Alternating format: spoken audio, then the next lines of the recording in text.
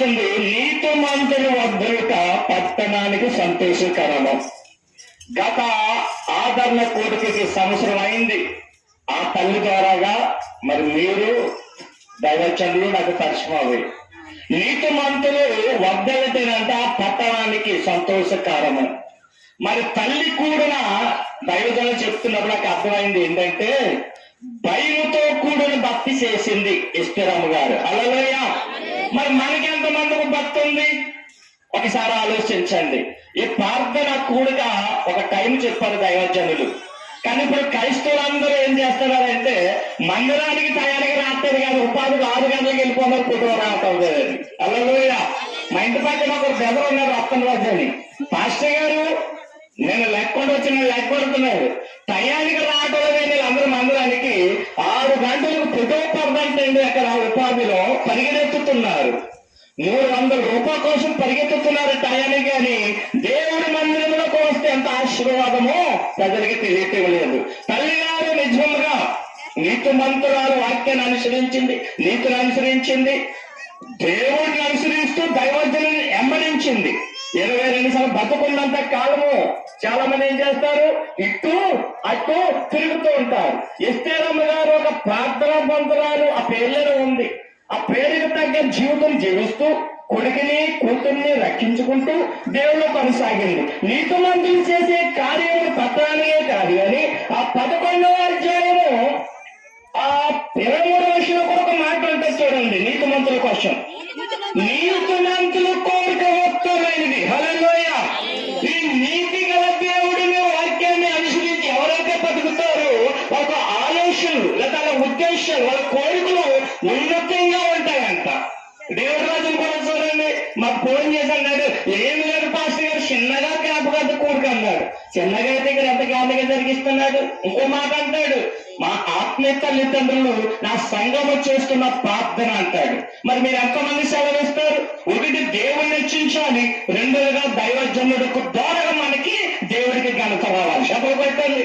దైవజనుడు ఆ రోజు రాకుండా ఉండుంటే, ఆ రోజు దైవజనుడి కుటుంబాన్ని నెమ్మరించుకుని ఉంటే, ఆ దైవజనుడి వాక్యం చెప్పకుండా ఉంటే ఆ రోజు తల్లి రక్షించబడేదా? ఈ రోజు అంత గొప్ప రక్షణ వచ్చేదా? ఈ రోజు ఆ నీతి లేదండి. రక్షించబడుతున్నాం, రక్షణ పొందుతున్నాం, లేదా ఇంటి పేరు లేదా కులం పేరు లేదా బంధువులు చుట్టమొత్తంటే తెప్ప మార్చేస్తున్నాం. కానీ వాక్యం చదువుతుంది. మత్తయి సువార్త 6వ అధ్యాయం 33వ విషయం చదవండి. చెప్పండి, చదవండి. మత్తయి 6:33. కాబట్టి మీరు ఆయన రాజ్యమును నీతిని మొదటి రాతికి నవ్వు చూడాలి. ఎస్తేరమ్మ గారిలో ఉన్న గుణ లక్షణము ఏంటంట?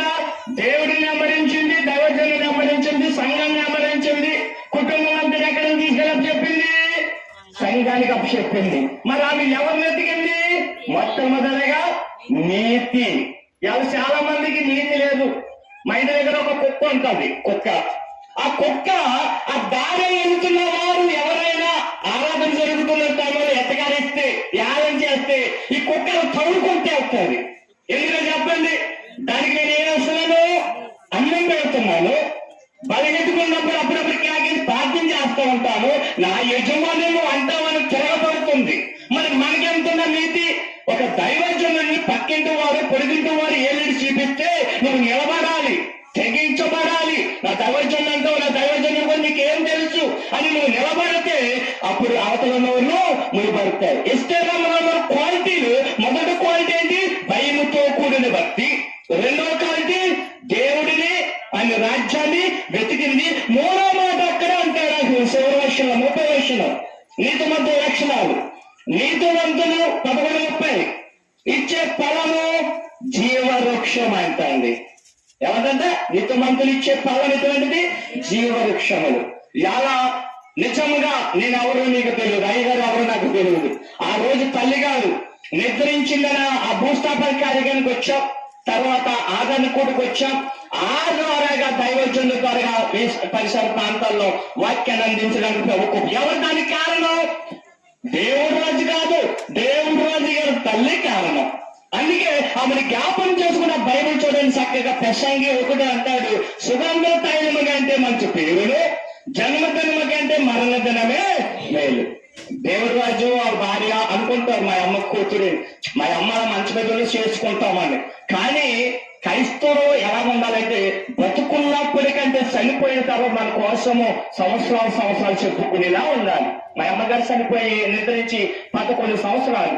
ఈ 11 సంవత్సరాలు ఇలా దైవజనులు అనేకలు పిలిచి మాక్సిమం 100-150 మందికి సువార్త చెబుతూ వాక్యం బోధిస్తూ చక్కని విందు చేస్తూ వెళ్తూ ఉంటారు. ప్రతి సంవత్సరము కమ్మగా మమ్మల్ని దేవుడు దీవిస్తుంటాడు. మొట్టమొదటి మాట ఏంటంటే పట్టణము సంతోషించాలి, మనం అభివృద్ధి పొందితే.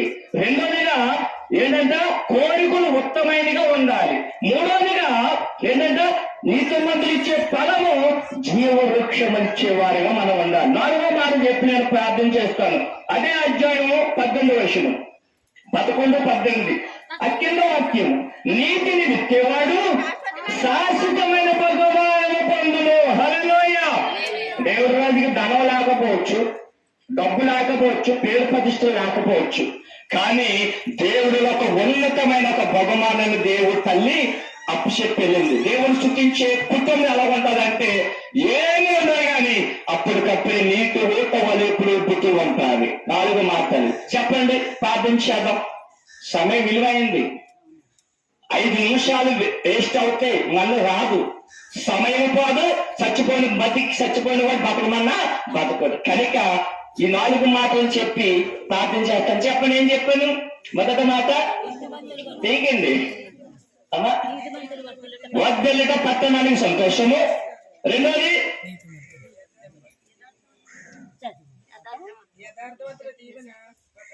చూసారా, వినడము వేరు, విని అనుసరించడము వేరు. కాబట్టి అందరూ లేచి నిలబడదాం. ఈ మాటలు ముగిస్తున్నాను. నేను టైం అయ్యగారు లేక పాస్టర్ గారు మనంతా ఒకటే స్కూల్ లేచి నిలబడదాం.